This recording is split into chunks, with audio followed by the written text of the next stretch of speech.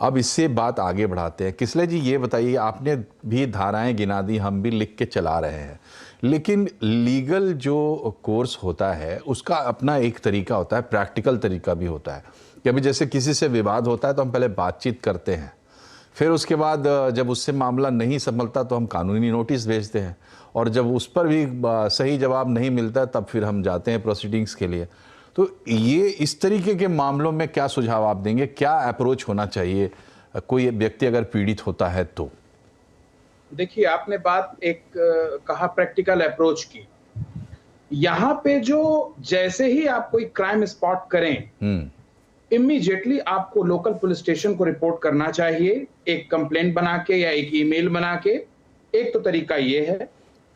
दूसरा तरीका ये भी होगा कि आप इमीडिएटली जो साइबर क्राइम पोर्टल्स हैं, उन पे आप ये ऑफेंस रिपोर्ट करें। क्योंकि जब तक आप ये सारे एवेन्यूज एक्सप्लोर करेंगे, हो सकता है कि ये और ज़्यादा वायरल हो जाए, वो और जगह कॉपी हो जाए। फिर उसको लोकेट करने में टाइम लगेगा, आपको जो हार्म है वो उसकी जो क्वांटम है वो और ज़्यादा बढ़ जाता है।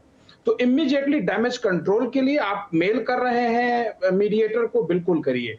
आप उसको रिक्वेस्ट कर रहे हैं जिसने अपलोड किया, बिल्कुल करिए। पर साथ-साथ इमीडिएटली लोकल पुलिस स्टेशन को या जो साइबर क्राइम पोर्टल है, वहाँ पे इमीडिएटली इसकी रिपोर्ट करना चाहिए।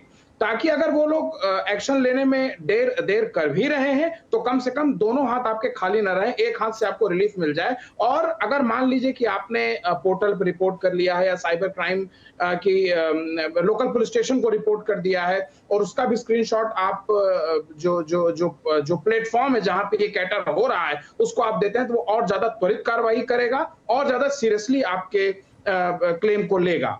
इस तरह से बहुत जल्दी आपको रिजल्ट मिल पाएगा। जी, तो दुग्गल साहब, इसी सवाल को सोशल मीडिया यूज़र के पर्सपेक्टिव से और